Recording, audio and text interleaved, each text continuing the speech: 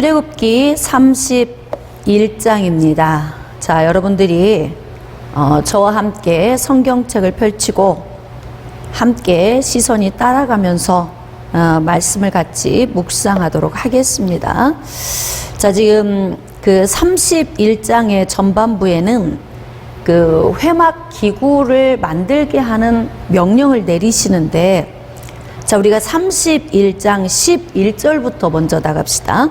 자, 관유와 성소의 향기로운 향이라 무릇 내가 내게 명령한 대로 그들이 만들지니라.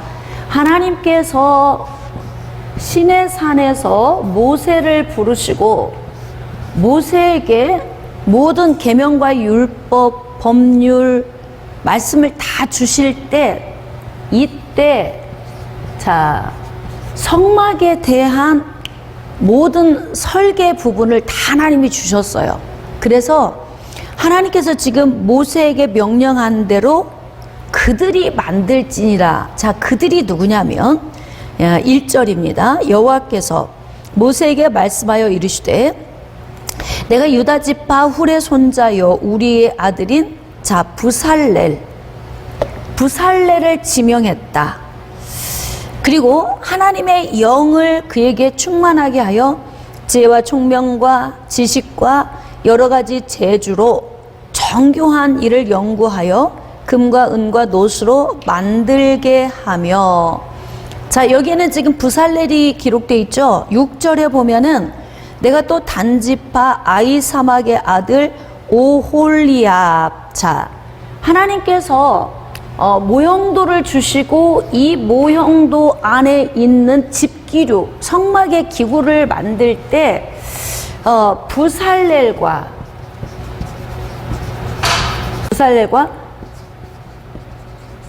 오홀리압, 이 두 사람에게 하나님이 자, 지혜와 총명과 모든 재능, 이 모든 것을 어떻게 부어주시냐면 하나님의 영을 부어주셔서 할 수 있도록 하게 하신다는 거예요. 그러니까 하나님 나라의 일은 누가 하신다는 거예요? 하나님이 하신다. 그래서 우리가 하나님의 일을 할 때에 누가 이걸 하지? 어떻게 하지? 염려할 필요가 없습니다. 왜냐하면 하나님께서 쭉 지켜보시고 그 가운데서 특별히 달란트가 있어서 탁월한 사람에게 성령의 능력을 부어주셔서 더 탁월하게, 더 총명하게 그렇게 부어주셔서 하나님의 나라의 일을 하게 하신다는 겁니다.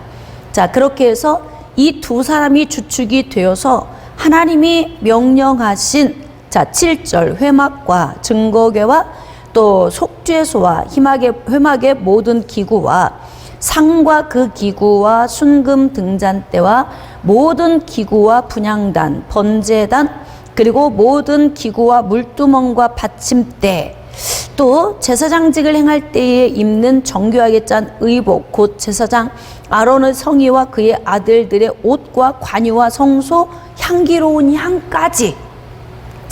그러니까 성막을 지음에 있어서 그 가운데 필요한 이 모든 것을 부살렐과 오홀리압이 주축이 되어서 모세가 넘겨준 식양대로 그대로 이 모든 것을 만들라고 지금 하나님이 명령을 하십니다. 자, 이제 12절부터 안식일에 관한 말씀이에요. 여호와께서 모세에게 말씀하여 이르시되 자, 너는 이스라엘 자손에게 말하여 이르기를 너는 나의 안식일을 지키라. 이는 나와 너 사이에 너희 대대의 표징이니 나는 너희를 거룩하게 하는 여호와인 줄 너희가 알게 함이라. 자, 여러분이 지금 하나님의 안식일에 대해서 주시는 이 말씀을 쭉 묵상하면서 어떤 단어에 한번 동그라미를 쳐보세요. 하나님 편에서. 자, 우리 편에서 말고 하나님 편에서 안식일에 중요한 포인트를 어디에 두고 있는지. 자, 그러면 13절부터 쭉 읽을 거니까 여러분이 동그라미를 하나만 딱 표해 보세요. 자, 12절 여호와께서 모세에게 말씀하여 이르시되 너는 이스라엘 자손에게 말하여 이르기를 너희는 나의 안식일을 지키라. 이는 나와 너 사이에 너희 대대의 표징이니 나는 너희를 거룩하게 하는 여호와인 줄 너희가 알게 함이라. 자, 너희는 안식일을 지킬지니 이는 너희에게 거룩한 날이 됨이니라. 그날을 더럽히는 자는 모두 죽일지며 그날에 일하는 자는 모두 백성 중에서 그 생명이 끊어지리라. 자, 여기까지 여러분이 지금 동그라미 친 내용을 한번 외쳐보세요.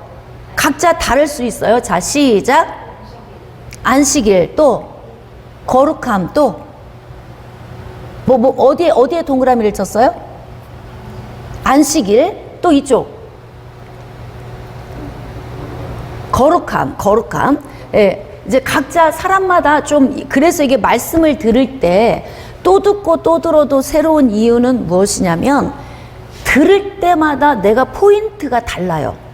말씀을 들을 때마다. 어제는 10분대에 전한 말씀이 내 귀에 쏙 들어왔는데 오늘 들어보면 13분대에 전한 말씀이 내 귀에 들어올 수도 있어요.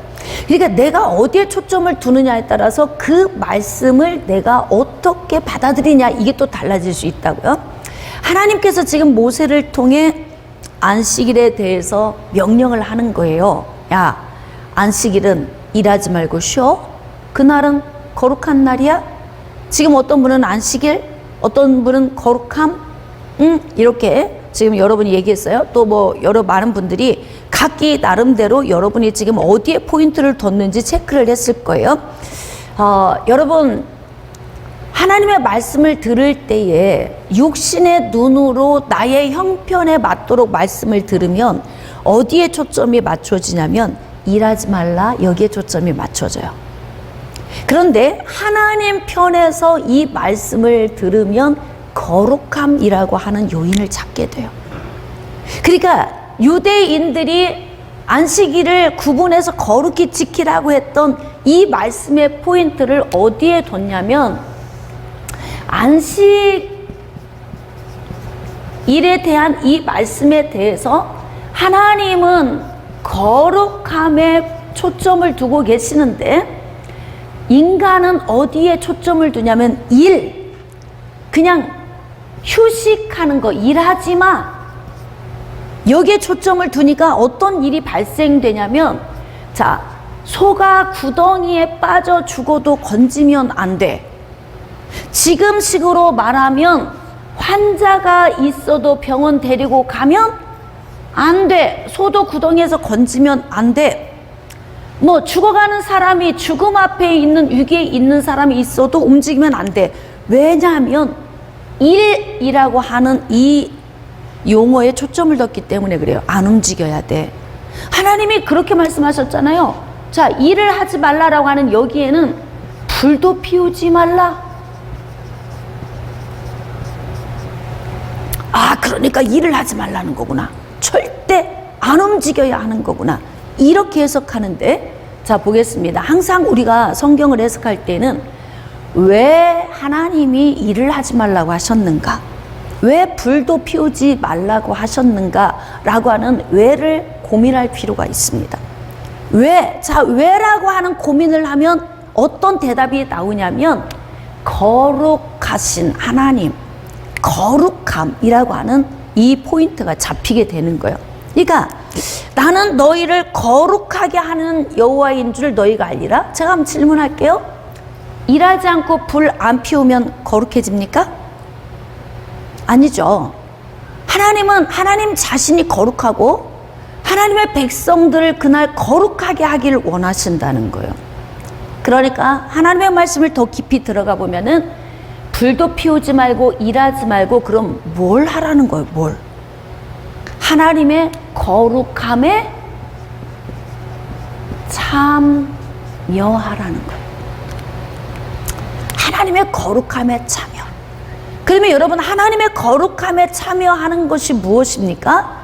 바로 하나님과 교통하는 하루를 보내는 거예요. 그래서 바로 안식일은 하나님께 예배드리고 영광을 올려드리는 날이에요. 그러면 여러분, 안식일은 토요일입니다. 일요일입니다. 의견이 분분하잖아요. 그런데 이 안식일이 구약에는 토요일이었는데 신약에 와서는 일요일로 바뀌었어요. 이유가 무엇이냐면, 이 모든 하나님이 구약에 주신 이 말씀은 오실 예수 그리스도 때문에 이 말씀을 다 주신 거예요. 그러니까 예수 그리스도가 오셔서 창세기 3장 15절의 말씀을 성취하시고 나면 구약의 이 말씀은 불완전했지만 예수님이 오셔서 성취하심으로 인하여서 어떻게 되냐면 완전하게 되는 거예요. 그러니까 마태복음 5장 17절 말씀에 내가 율법이나 선지자를 폐하러 온 줄로 생각하지 말라. 폐하러 온 것이 아니요 완전하게 하려 함이라. 예. 그러니까 마태복음 5장 17절 말씀에서 예수님께서 이 땅에 오셔서 하시는 일은 구약의 말씀이 필요가 없어, 이게 아니고 구약에서 불완전했던 이 말씀을 완전하게 하는 거예요. 그러니까 구약의 말씀은 모형도이고 그림자입니다. 예수님은 실체이시죠. 그러니까 예수님께서 이 땅에 오셔서 말씀의 성취를 이루셨기 때문에 예수 그리스도로 말미암아 완전해졌습니다. 그러니까 구약에서 말하는 안식일의 토요일에 대한 의미보다 예수 그리스도가 부활하신 날, 예수 그리스도가 부활하신 날, 구약의 말씀은 어떻다? 불완전하다. 근데 예수님이 오셔서 완전케 하셨다. 그런데 예수님의 이 완전함은 무엇으로 이루어진 것입니까? 죽으심과 부활하심으로 이루어진 거예요. 그러니까 예수 그리스도의 부활 사건 이후에 예수님의 제자들이 안식일이라고 하는 이 거룩해지는 날을 어느 날로 했냐면 말씀의 성취가 이루어진 일요일 날 예배를 드린 거예요. 이제 이해가 되시죠? 그러니까 안식일이 토요일인가 일요일인가에 대한 논쟁을 굳이 할 필요가 없어요. 우리는 예수 그리스도의 말씀에 성취된 중심 안에 서 있기 때문에 그렇습니다. 그래서 예수 그리스도는 율법을 폐하는 것이 아니고 완전하게 하려 하심이라고 말씀하고 계시죠. 그래서 우리가 하나님의 말씀을 들을 때에는 내 초점이 아니고 이 말씀을 왜 주셨는지에 대한 목적성을 깨달으면 하나님이 주신 말씀의 본질 안에 서 있을 수 있어요. 그러니까 안식일은 어떤 행위적인 요인에 의한 거룩함을 우리에게 요구하는 것이 아니라 모든 일을 내려놓고 거룩하신 하나님의 은혜 안으로 들어가서 하나님과 함께 하라는 거예요. 그래서 우리가 주님의 날 주일이 되면 온전히 하루를 하나님 앞에서 드려야 한다는 거예요. 이해가 되시죠? 그러면 하나님은 어떤 분이신가? 하나님의 본질과 속성에 대한 부분을 좀 나누도록 하겠습니다. 하나님은 하나님의 본질적인 부분과 하나님의 속성의 부분이 있어요. 하나님의 본질적인 부분은 첫 번째, 하나님은 영이십니다. 눈으로 볼 수 없습니다. 어떤 사람은 이렇게 질문하는 사람이 있어요. 하나님이 남자인가 또는 여자인가? 제가 오늘 여러분이 질문해 볼까요? 하나님이 남자예요, 여자예요? 예? 하나님이 우리가 지금 아버지라고 하니까 남자가 맞죠? 아니에요? 맞습니까? 또 이제 헷갈리는 분이 여기 또 있는 분들이 있어요. 여러분, 하나님은 남자나 여자의 성으로 구별되는 분이 아니에요. 왜일까요? 영이시기 때문에 그래요. 영이시기 때문에. 그러니까 하나님은 영이시기 때문에 우리가 하나님께 나아갈 때 영적인 방법으로 나아가야 되는데, 여러분 영적인 방법 영으로 본다고 하면 얼마나 다 헷갈리고 혼란스럽겠어요. 한번 여러분 생각해 봅시다. 체험, 영적 체험을 할 때 자기의 체험담을 이야기한다면 100명이 만약에 체험했다고 체험담을 얘기해 봅시다. 100명이 체험담이 다 틀려. 왜냐하면 각자 자기의 주관적인 체험이기 때문에 그래요. 그런데 체험한 것을 기록해서 이분이 하나님이야 그러면 얼마나 헷갈리겠어요. 그렇죠? 나는 이렇게 체험했어. 어떤 사람 아니야, 하나님은 그렇게 오지 않으셨어. 나한테는 이렇게 오셨어. 아니야, 하나님은 이렇게. 각자 체험한 방식이 다 달라요. 이것을 책으로 수록해 놓고 하나님은 이런 분이셔. 그러면 각자 지금 70억이 넘는 인구가 있거든요. 만약에 이분들이 다 하나님을 주관적으로 체험한 그 경험을 통해 하나님이 이런 분이야 라고 이야기를 한다면 아마 70억 분의 하나님이 계실 거예요. 응? 하나님은 유일하신 하나님 한 분이시기 때문에 우리가 이렇게 각기의 체험담을 통해서 하나님을 알기를 원한다면 굉장히 위험해질 수 있습니다. 왜일까요? 자, 이 땅에는 하나님의 영만 존재하고 계시는 게 아니고 이 땅에는 마귀의 영이 함께하고 있어요. 또 마귀는 많은 귀신들을 이끌고 있어요. 그래서 귀신들의 영이 함께하고 있죠. 그러니까 우리가 하나님과 교통한다고 하고 있지만 자칫 마귀의 영 또는 귀신들의 영과 교통할 수 있어요. 그렇기 때문에 자기의 주관적인 체험을 말하는 건 굉장히 위험할 수 있다. 그러니까 영이신 하나님을 우리가 알아가기 위해서 하나님이 각자 개인에게 주관적으로 하나님을 계시해 주신 것이 아니라 대표자에게 자기를 계시해 주시고, 그렇죠? 자, 구약의 대표자가 누구예요? 선지자. 구약의 대표자인 선지자에게 하나님이 임하셔서 나는 어떠한 존재다. 네? 또는 뭐 신약에 와서 예수님이 오신 이후에 사도들을 통해서 또 하나님이 말씀을 주시죠. 그러니까 나는 어떠한 하나님이다를 하나님께서 성경을 기록한 자들을 통해서, 대표자들을 통해서 자신을 계시해 주시고 그것을 기록해 놓고 그 기록된 말씀을 통해서 공통적으로 모든 사람이 이 말씀을 초점에 두고 하나님을 알아가니까 어떤 하나님인지 이 지식을 통해 아니까 다 우리가 같은 지식을 가지고 있는 거예요. 그래서 바로 하나님이 우리에게 성경 말씀을 주신 것입니다. 그러니까 우리가 하나님을 알아감에 있어서 성경 말씀의 기준에 서 있지 않으면 아주 헷갈리고 혼란스러운 하나님을 우리가 알게 되는 거예요. 그래서 이렇게 하나님은 자신이 영이시기 때문에 하나님 자신을 나타내실 때에 말씀을 통해서 자신을 계시하신다. 그래서 요한복음 4장 24절 말씀에 하나님은 영이시니 예배하는 자가 영과 진리로 예배할지니라. 네? 이렇게 기록하고 있어요.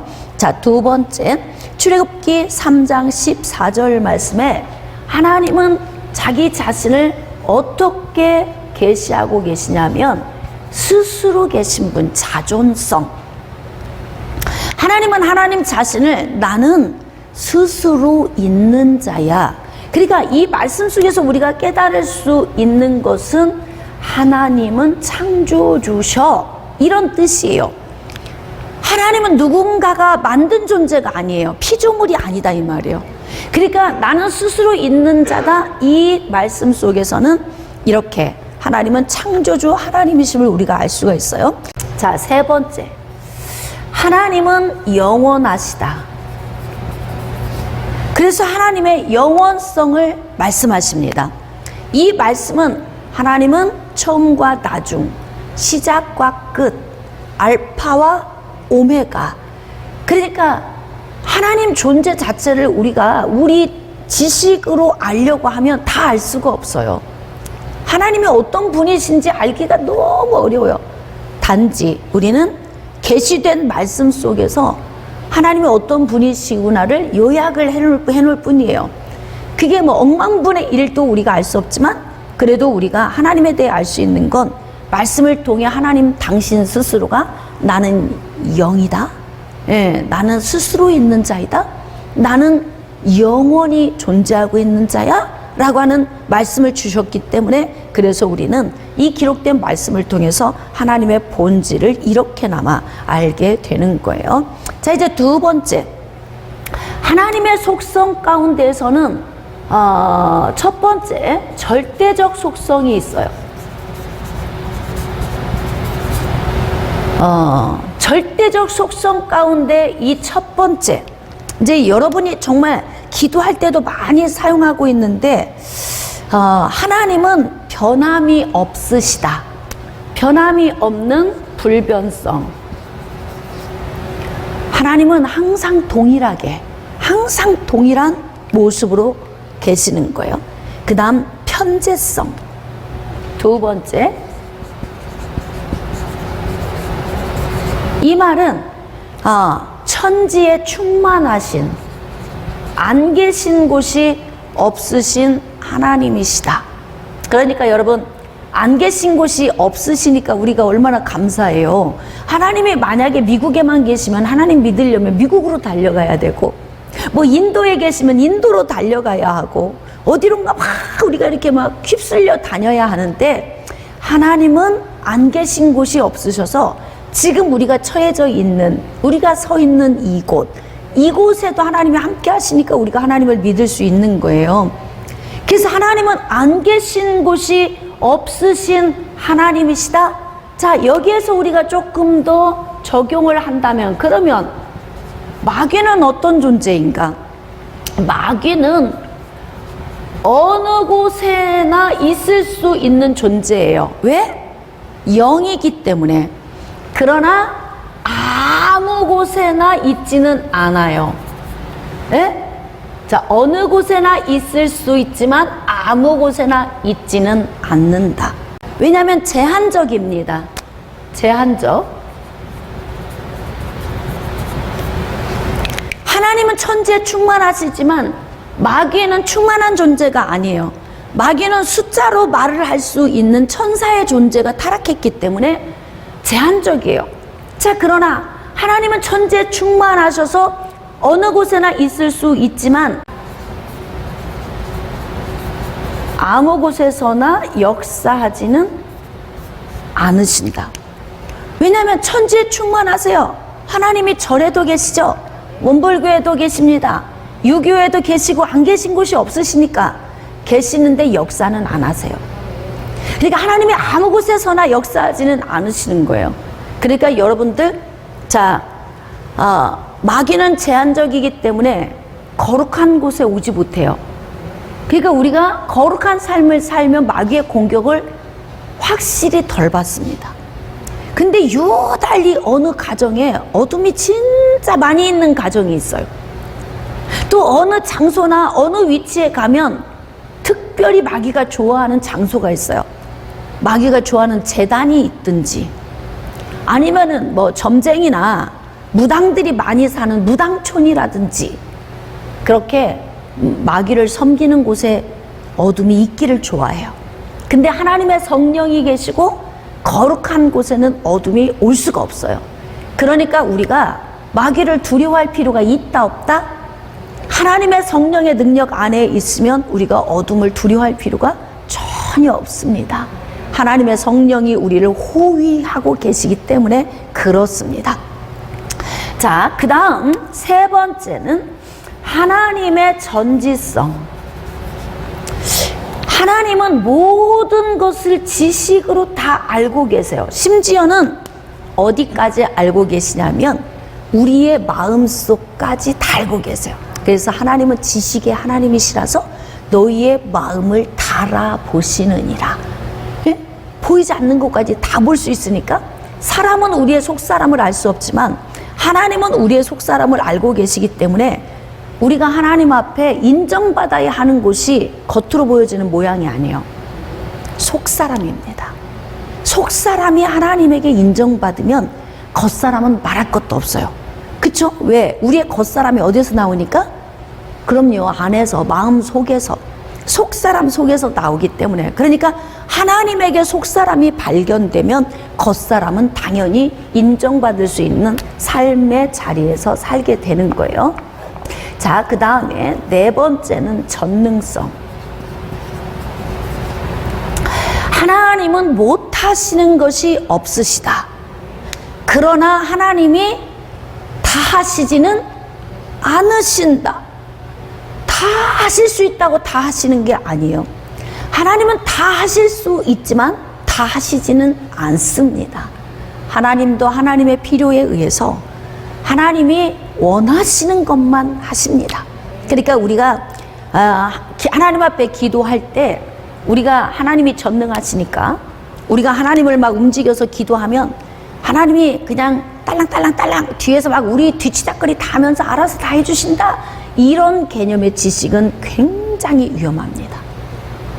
그러니까 우리가 기도할 때도 그래서 합당한 기도를 해야 하는 거예요. 하나님 편에서 보실 때 그 상황에서 기도를 할 때 우리의 기도가 빨리 응답이 돼요. 근데 우리는 항상 기도를 어떤 방식으로 하냐면 내 입장, 내 방식, 내 상황, 내 환경, 내 중심인 거예요. 신앙생활이 다 내 중심인 거예요. 그러니까 응답이 안 오는 거예요. 그런데 내가 기도함에 있어서도 하나님은 이 상황을 또 이 사건을 또 이러한 환경을 어떻게 바라보시는가.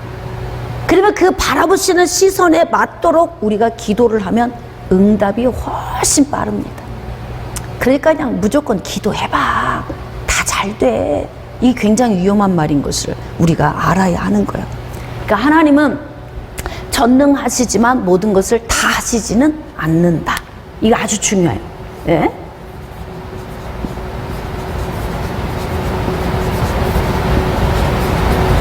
모든 것을 다 하시지는 않는다.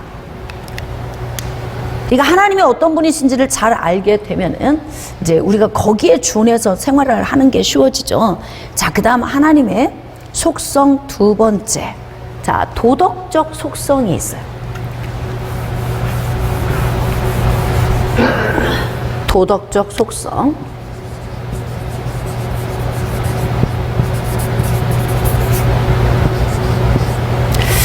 자, 도덕적 속성의 첫 번째, 뭐 하나님의 모든 속성을 다 제가 말씀드릴 수는 없지만 그냥 대표적인 것 한 네 가지 정도만. 첫 번째는 거룩하심. 우리가 성경 말씀을 묵상하다 보면 하나님은 거룩하니 너희도 거룩하다 하라고 이제 명령하시는 그 내용들이 많이 있어요. 레위기서 11장 44절 말씀에도 보면은 하나님은 거룩하시다. 뭐 수도 없이 많이 기록이 돼 있어요. 그러니까 하나님은 거룩하시기 때문에 하나님의 백성으로서 우리가 살려면 어떻게 살아야 하는 거예요? 우리도 거룩을 쫓아 살아야 한다는 거죠. 쉬워요? 어려워요? 거룩하게 사는 거 쉬워요? 어려워요? 어렵죠. 쉽지 않아요. 네. 그냥 우리가 예수 믿으면 어느 날 하루 아침에 그냥 거룩하게 되는 게 아니거든. 그러니까 거룩하게 사는 게 어려워요. 왜? 죄의 본성이 내 안에 들어있기 때문에 그렇습니다. 제가 우리 아이하고 대화를 하는데 이런 얘기를 해요. 우리는 이제 매일같이 늘 하나님 보시기에 우리가 아름다운 삶을 살지 못하는 죄의 본성을 가진 죄인들이다. 우리는 늘 거짓말과 거짓된 삶을 산다 그랬더니 아이가 하는 이야기 그래요. 엄마, 거짓말 안 하고 사는 사람도 많잖아요. 그러니까 오늘 학교에 가서 공부하고 왔고 별로 거짓말을 안 한 것 같은 삶을 산 것 같은 거야. 그러니까 그렇게 우리 나쁜 짓 안 한 것 같은데? 이런 생각이 드니까 저한테 질문을 한 거죠. 그래서 제가 이렇게 이야기를 했죠. 밥 안 먹었는데 먹었어. 이것도 거짓말이지? 응? 안 좋은데 좋은 척 하는 것도 거짓말이지? 응? 그렇잖아. 나 너무 힘든데 지금 괜찮아. 이것도 지금 거짓말이잖아. 그러니까 우리는 우리가 살고 있는 모든 삶 자체가 다 거짓이에요. 어떻게 생각하세요? 응? 맞는 것 같아? 어떤 것 같아요? 그리고 우리가 남을 정죄할 수 없는 건 우리가 어떻게 살고 있는지 우리 자신을 보면 아는 거예요. 우리 주변 사람들과 대화할 때 우리는 거짓말 일색의 삶을 살자. 난 집사님이 너무 좋아. 근데 속으로는 안 그러면서, 뒤 돌아서서는 막 흉보고 그러면서 다 거짓말이잖아요. 네? 또 막 목사님 설교하고 나오면 목사님 오늘 정말 은혜 받았습니다. 그냥 인사로 한 거야. 그럴 수도 있죠. 은혜 별로 안 받았는데도 목사님 힘들게 오늘 사역하셨으니까 좀 힘이 돼드리기 위해서 그냥 목사님 오늘 너무 은혜 받았어요. 제목이 뭐예요? 제목을 몰라. 뭔 말씀을 했는지도 몰라요. 근데 막 은혜 받았어요. 거짓말 한 거죠. 예, 서로 인사치레 한 거예요. 이럴 수 있어요. 우리는 단순히 이런 우리의 모습만 봐도 우리는 거룩할 수 있는 존재가 아니에요. 근데 지금 하나님께서는 내가 거룩하니까 너희도 거룩하라 이렇게 말씀하시잖아요. 그래서 바로 우리가 중생한 이후에 거룩을 향해서 나아가는 말씀과 기도를 통해 자기 자신을 깎아내는 거예요. 그러면서 어떻게 해요? 성화를 이루어 가는 거예요. 말씀과 기도로 거룩해진다고 말씀하고 계시잖아요. 자, 그러니까 말씀과 기도 없이는 거룩해질 수가 없다. 완전 거룩해서 완전 깨끗한 사람이 되라는 뜻이 아니라 거룩해지라는 거예요. 이 말은 뭐냐면 진행형이죠. ing. 계속 지속되고 있는 거. 그러니까 우리는 계속 변화되어야 가는 거예요. 하나님의 속성에 거룩함이 있기 때문에 하나님의 백성으로 사는 것은 이렇게 악하고 추하고 더럽고 거짓된 우리 자신을 말씀과 기도로 자꾸 깎아내는 거죠. 그러니까 하나님이 우리를 처음 구원하실 때, 중생할 때 우리가 어떤 존재라고 생각하면 되냐면 광산 안에서 갓 캐어난 광석이라고 생각하면 돼요. 진짜 이 광석 덩어리는요 하나도 아름답지 않습니다. 그냥 덩어리야, 덩어리. 근데 이것을 깎아내는 거예요. 절묘하게 깎는 거예요. 그러면 나중에 반짝반짝 빛이 나는 보석이 되는 거잖아요. 그런 것처럼 말씀과 기도로 광석인 우리를 깎아서 보석이 되도록 만들라, 이렇게 말씀을 하고 계시는 거죠. 자, 그 다음 하나님은 두 번째 의로우시다. 즉 공의로우시다. 하나님은 공의로우시다는 거예요. 하나님은 바르고 옳고 공의로우시기 때문에 하나님의 그 오르심에 하나님은 거짓됨이 없으시고요. 하나님이 하시는 그 어떤 것도 잘못됨이 없어요. 하나님이 하시는 모든 일은 다 옳으세요. 왜? 하나님은 전지하신 하나님이시거든요. 이럴 수 있어요. 하나님, 세상에 그 권사님이 너무너무너무 헌신 잘하고 우리가 볼 때는 모범이고 믿음 너무 좋은데 하나님이 왜 매를 들으시고 때리신 거예요? 이제 예를 들자면 우리가 그렇게 질문할 수 있잖아요. 우리는 그렇게 질문할 수 있어요. 왜인 줄 아세요? 우리는 전지하지 않거든요. 우리는 눈에 보이는 것만 보거든요. 그런데 하나님은 보이지 않는 영역까지 다 보시거든요. 우리는 지금 내 눈에 시야에 보이는 것만 볼 수 있지만 하나님은 우리 시야를 벗어난 영역까지 다 보시거든요. 그렇기 때문에 하나님이 하시는 모든 일은 공의로우시다. 의로우시다. 그러니까 하나님을 향해서 원망하지 말아야 한다는 이야기예요. 대부분이 그렇죠. 너희들이 잘못 살아놓고 다 하나님에게 핑계를 댄다. 성경에 그렇게 기록하고 있어요. 그러니까 우리가 인생을 살 때 하나님, 왜 하나님이 제 인생을 이렇게 힘들게 하시는 거예요? 음성 듣기. 내가 아니야, 너야. 하나님이 우리에게 음성을 주실 때 잘 들어보셔야 돼. 나는 괜히 너희들을 힘들게 하는 하나님이 아니야. 오해하고 있는 거야. 내가 성경에서 어떻게 사는지 방법 다 가르쳐 줬잖아. 그런데 너희들이 적용하지 못한 거지. 그러니까 인생이 힘든 거야. 하나님이 이렇게 우리에게 말씀을 주시는 거예요. 그런데 우리는 그렇죠? 하나님께서 왜 이렇게 하셨나? 자, 그럼 우리 이거 바꿔서 생각해 봅시다. 나보다 나를 더 잘 아시는 분이 누구신가? 하나님. 깨달아지십니까? 예? 나에 대해서 누가 제일 몰라요? 내가. 할렐루야. 여러분, 저는 여러분의 얼굴을 보면 익숙해요. 근데 사진 찍어놓고 보면 제 얼굴에 가장 어색해요. 제가 제 얼굴을 볼 때 가장 어색해요. 여러분도 그렇지 않아요? 단체 사진 찍어놓으면 다 이분은 그분이고 그분은 그분, 저분은 저분, 다 그분은 그분이야. 근데 내가 왜 이렇지? 왜 그런 줄 아세요? 내 모습에 익숙하지 않아서 그래요. 그만큼 내가 나를 모르는 거예요. 왜? 나는 상대방을 매일 보고 있는데 나는 나를 볼 수가 없거든요. 내가 웃을 때 어떤 모습이고, 화냈을 때 어떤 모습이고, 내가 막 순간에 기분 나쁜 걸 숨기고 있을 때 어떤 모습인지 옆에 있는 권사님은 너무 잘 알아. 근데 나는 나를 몰라요. 내가 나에 대해서 가장 모릅니다. 그래서 우리는 하나님을 원망하는 거예요. 내가 나를 잘 알게 된다면 하나님에게까지 원망이 갈 수가 없어요. 왜? 이것이 내 문제인 거를 우리가 알기 때문에 그래요. 그래서 우리가 볼 때 불공평해 보이지만 우리 눈에 불공평한 거죠. 하나님이 보실 때는 공평하십니다. 그러니까 원망하지 마세요. 하나님을 향해서. 그리고 하나님이 왜 이렇게 하셨는지 책임 전가도 하지 마세요. 모든 문제는 다 내 문제예요. 자, 세 번째, 사랑의 본체이시다. 하나님은 본질 자체가 사랑이십니다.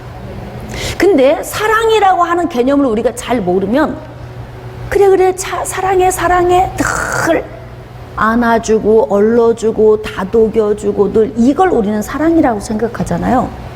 그런데 그것도 사랑이지만 사랑의 전체적인 것은 뭐냐면 내가 사랑하는 존재가 잘 되기를 원하는 것까지 봐야 돼요.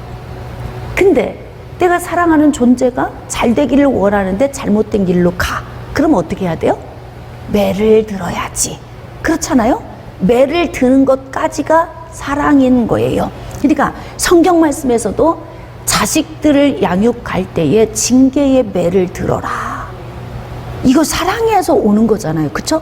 아이들을 왜 꾸중해요? 여러분, 부모가 자기 분노에 의해 자녀를 혼내는 건 악한 거예요. 그러나 사랑에 의하여서 자녀들에게 매를 들고 징계를 하는 것은 진짜 사랑입니다. 그러니까 항상 자녀들을 체근할 때에는 정당한 매를 들어야지 분노에 매를 들으면 안 돼. 근데 내 감정에 의한 매는요, 상대방이 압니다. 여러분, 아이들을 아무리 많이 회초리를 대도 내가 잘못해서 맞는 건 알아요, 애들이. 근데요, 억울할 때 맞는 거 알까요, 모를까요? 압니다. 억울할 때 맞는 건요, 애들이 뒤돌아서서 대듭니다. 왜? 억울하다고 생각하기 때문에 그래요. 근데 뒤돌아서서 안 대들고 억울한데도 계속 맞는다. 바보를 만들어 놓은 거예요. 억울할 때 뒤돌아서서 대들 수 있는 애는 그나마 좀 건강한 거고, 아주 매를 맞는 것이 습관이 돼서 바보처럼 의식이 잘못됐어. 그래, 내 문제야. 다 내가 바보야. 내가 문제야. 이렇게 되면은 뒤돌아서서 대들 필요도 없게 되는 거예요. 그래서 부모는 항상 어떻게 해야 되느냐? 하나님처럼 사랑의 매를 들어야 된다. 북이스라엘과 남유다의 멸망도 사랑의 매였다.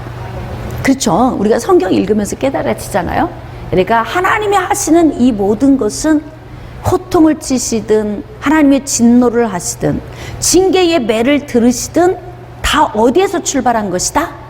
사랑에서 출발한 것이다. 이것만 알면 지금 우리 인생의 삶이 힘겹고 비록 하나님이 나에게 매를 들으셨어도 이게 하나님의 사랑이구나 라고 깨달아지면요, 기뻐할 수 있어요. 그렇죠? 만약에 하나님이 사랑하지 않고 나를 버리셔버려도 외면하신다면 그것이 더 슬픈 일이죠. 마지막, 하나님은 진실하시다. 하나님은 거짓되지 않습니다. 그래서 야고보서 1장 말씀에서도 하나님은 아무에게나 템테이션의 시험을 받지도 않고 템테이션의 시험을 하지도 않으신다. 왜 그래요? 하나님은 진실하시오. 거짓되지 않으십니다. 거짓으로 속여서 미혹하기 위한 템테이션의 시험을 주시지 않아요. 그러니까 하나님께서 만약에 우리를 시험하고 계신다면 그 시험은 사랑에서 출발하는 거예요. 우리를 무너지게 하기 위한 것이 아닙니다. 그래서 이 말씀을 보자면 하나님이 하시는 그 어떤 것도 악하지 않다. 하나님은 선하시다. 왜? 세상에 선한 것은 하나도 없습니다. 선한 사람도 없습니다. 오직 선하신 이는 하나님 한 분이십니다. 그러면 하나님께서 징계의 매를 들어 때리시는 것은 악하지 않습니까? 이렇게 말할 수 있어요? 그런데 아니에요. 사랑에서 출발했기 때문에 선하신 거예요. 악한 의도성과 악한 계획에서 출발한 것이라면 악하지만 하나님은 선하시기 때문에 하나님의 계획 속에는 악한 의도성이 전혀 없으시다. 그러니까 하나님께서 이 선하심을 인간, 즉 사람에게 적용을 하실 때, 이때 하나님이 징계의 매를 들으실 때 전쟁이나 기근이나 전염병들을 들으시는 것은 하나님의 선하심에서 출발하는 거예요. 악한 의도성은 이유 여하 불문하고 무조건 저들을 쓸어버리고 죽여버리시려고 하는 목적이지만 하나님은 그게 아니고 살리시기 위한 목적이에요. 그래서 사랑의 매를 들으셔요. 그러니까 전반적으로 하나님은 선하신 분이다. 자, 그래서 하나님이 이런 분이신 것을 우리가 알고, 여러분 이제 안식일을 거룩히 구분해서 지키라. 안식일. 그러니까 안식일은 돈 쓰지 말아야 해. 쇼핑 가면 안 돼. 일하지 마. 이런 개념으로 안식일을 이해하면 안 돼요. 그거는 우리 인간식이 아주 우리에게 편리한 우리 인간식의 해석인 거예요. 그러니까 하나님께서 이 말씀을 주신 의도성, 안식일을 거룩하게 구분해서 지키라고 한 하나님의 의도성을 먼저 알아야 합니다. 자, 그렇다면 하나님께서 주신 이 안식일을 거룩하게 지키는 것이 바로 무엇인가? 하나님과 깊은 교제. 이게 바로 뭐예요? 예배죠? 하나님과 깊은 교제. 예배. 그러니까 주일 하루 주님 앞에 나와서 영적으로 충전을 하는 거예요. 여러분, 예배는 노동이 아니에요.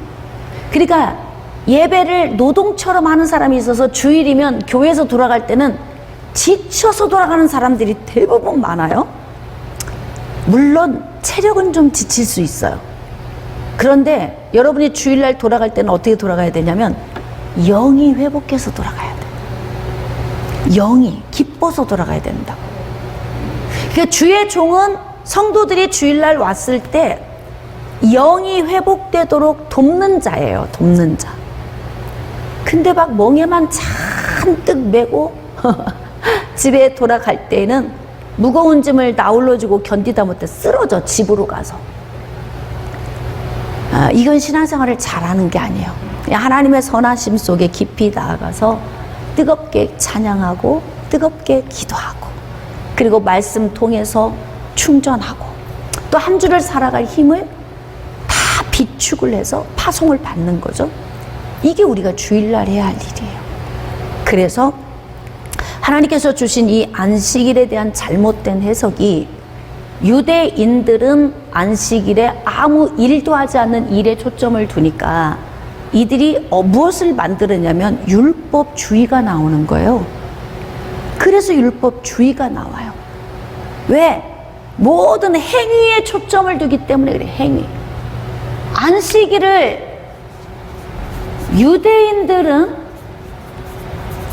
행위에 초점을 뒀어요. 그런데 참 미안하게도 예수님이 오셨을 때 기적을 거의 언제 나타내시냐면 안식일에 하셔. 안식일에. 손 마른 자도 안식일에 고치고 18년 동안 구부러져 귀신 들려서 앓고 있던 그 여인도 안식일에 고치고 제자들이 밀밭 사이를 지나갈 때에 벼이삭을 잘라먹는 것도 안식일에 잘라먹고 그러니까 예수님이 오셔서 줄곧 왜 그렇게 안식일에 그렇게 중요한 사역들을 많이 하셨냐면 아까 마태복음 5장 17절에 기록된 말씀 율법을 폐하러 오신 것이 아니라 완성하러 오셨다. 완전케 하려 오셨다 그랬잖아요. 그러니까 유대인들이 가지고 있던 잘못된 지식을 갈아엎으시기 위해서 유대인들은 외식과 가식을 가지고 회당과 저기 시장 입구에서 기도하기 좋아하고 상석에 앉는 거 좋아하고 경문을 만들어서 뭐 요만한 성경책 조그맣게 말씀 구절 넣어가지고 박스 만들어서 머리에 차거나 어깨에 달거나 하는 이런 거 좋아해요. 이게 남에게 보이는 것 좋아하는 거죠. 신앙은 그게 비본질이잖아요. 본질이 아니잖아요. 그들을 예수님이 너무 잘 아시는 거예요. 왜 모세를 통해 주신 율법의 말씀을 이들이 잘못 해석을 해서 자신들만의 또 다른 종교 유대교를 만들었잖아요. 그러니까 예수님이 오셔서 이 유대교를 깨뜨리셔야 돼요. 그래서 예수님이 죽으시고 부활하신 이후에 성령이 오셔서 하신 일이 뭐냐면 교회를 세우신 거예요. 그리스도인들을 낳으신 거죠. 그래서 바로 하나님의 말씀을 잘못 해석하면 주의가 탄생해. 주의. 유대인의 행위 중심적인 것이 율법 주의를 탄생시켰어요. 이건 하나님이 요구하시는 게 아니에요. 그래서 하나님의 말씀을 잘 해석하는 것이 굉장히 중요하죠. 자, 여기서 많은 시간을 좀 제가 할애를 좀 했습니다. 자, 18절 여호와께서 시내산 위에서 모세에게 이르시기를 마친 때에 증거판 둘을 모세에게 주시니 이는 돌판이요 하나님이 친히 쓰신 것이더라. 자, 모세가 40주 야를 시내산 올라가서 하나님께로부터 말씀을 받아서 기록할 때에 대부분의 많은 이스라엘 백성들이 기준에 삼아야 할 법률, 명령, 조례, 규칙 이 모든 것은 모세가 다 받아서 기록을 한 거예요. 그런데 특별히 하나님께서 십계명을 두 돌판에 기록해서 주셨어요. 돌판에 기록해 주셨다는 건 어떻게 해요? 이 대표적인 거예요. 그러니까 지금 말하고 있는 모든 법의 대표적인 것. 위로는 하나님, 아래로는 이웃. 그러니까 예수님이 오셔서 새 계명을 너에게 주노니 너희는 서로 사랑하라. 위로는 하나님 사랑하고 아래로는 이웃. 그래서 첫째는 너희 마음을 다하고 목숨을 다하고 뜻을 다하여 주 너희 하나님을 사랑하라 하셨으니 이게 크고 첫째 되는 계명이요. 둘째는 그와 같으니 내 이웃을 내 몸과 같이 사랑하라. 그러니까 쉽게 계명의 총체적인 그 엑기스는 뭐냐면 사랑이에요. 그런데 그 사랑이 어떤 사랑인가요? 자, 사랑도 여러 가지 유형의 사랑이 있죠. 우리가 사랑도 이 땅에서 구할 수 있는 사랑이 있어요. 이 땅에서 구할 수 있는 사랑.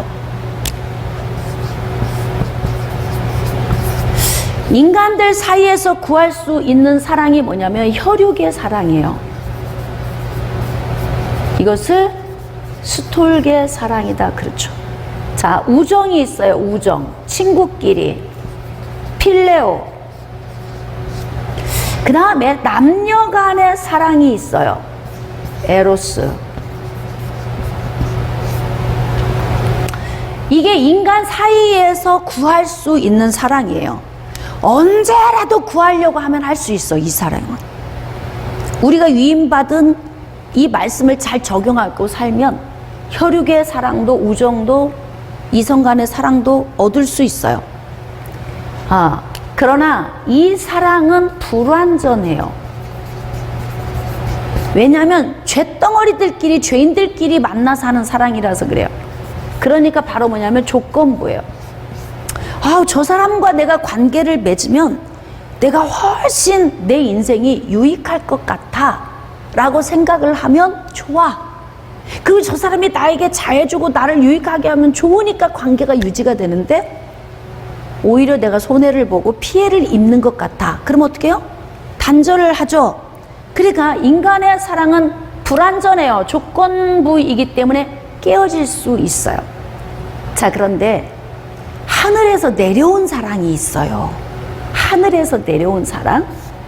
그 사랑이 바로 뭐냐면 아가페입니다. 이 사랑이 바로 뭐냐면 하나님의 계획을 성취하신 예수님의 사랑이에요. 희생적인 사랑이죠. 아가페는 희생하는 사랑이에요. 그러니까 조건 없이 주는 사랑이거든요. 조건 없이 주는 사랑. 그래서 이게 십자가의 이 표현이 뭐냐면, 위로는 하나님 사랑, 횡적으로는 이웃 사랑, 사람들과의 사랑. 그래서 이게 십자가인 거예요. 그래서 위로 하나님을 사랑하고 아래로 이웃을 사랑하라. 근데 아래로 이웃을 사랑하는 그 사랑이 어떤 사랑이라고요? 하늘에서 내려온 아가페 사랑이라는 거예요. 아가페 사랑. 여러분만 계산하고 따지면 갈라서 그만 만나, 우리 관계 끊어, 막 이러고 싶은 거 많죠. 그런데 우리가 예수 안에서 사랑을 받았기 때문에 좀 더 인내하고 더 기다리고 더 포용하고, 네? 더 온유하게 내가 내 자신을 갈고 닦아서 품으려고 노력을 하는 거예요. 그게 바로 뭐냐면 아가페 사랑의 힘이죠. 이렇게 하나님께서 돌판에 10계명을 친히 기록을 해서 모세에게 주셔서 모세가 이제 그걸 가지고 내려오는 겁니다.